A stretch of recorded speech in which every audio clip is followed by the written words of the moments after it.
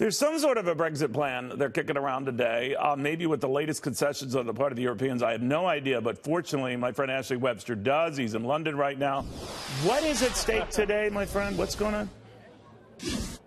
Well, they're going to be debating a whole bunch of amendments as we speak, Neil, right now, trying to come up with perhaps shaping a new Brexit deal. Theresa May, the British Prime Minister, already admitting that her current plan is dead in the water, not going to work. So at some time this evening, they're going to be voting on a bunch of amendments to see if they can find some consensus within Parliament. Now, earlier today, the Prime Minister urged everyone to try and find some common ground and send a unified message to Brussels. Take a listen. No!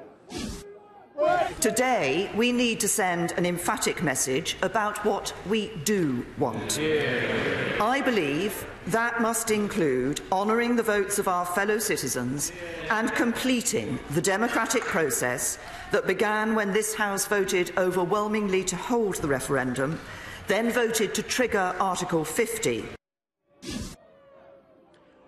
All right, so of course outside, Neil, as you can imagine, protesters on either side of this issue making their voices heard. I'm joined by two on my right here. I have Luke Hogg. He's for a second people's vote. He's also very pro-EU.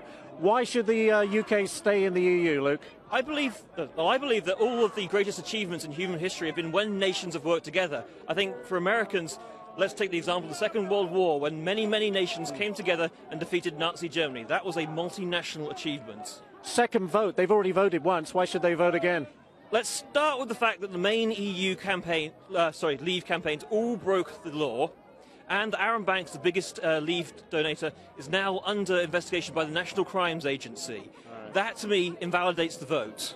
All right, now on the other side of the issue, we have Jeff Wyatt, an invalid first vote. What do you say, Jeff? What is he talking about? You know, he talks about the Nazis. The Nazi Party were the party that actually created the foundation of the European Economic Community. The roots of this organisation go back to 1943. He doesn't know what he's talking about. So what's going to happen, Jeff? Is Brexit going through, or are you worried? Brexit's going to go through, 29th of March. What our Prime Minister said, a bad deal is, a no deal is better than a bad deal. And the withdrawal agreement that Theresa May has spent 2.5 years putting together, it's not a withdrawal agreement. It's a let's stay in the EU at any cost agreement. Absolutely appalling piece of... So you want a hard Brexit, just get out? I just want to get out. I would just want to get out and trade on WTO rules, absolutely.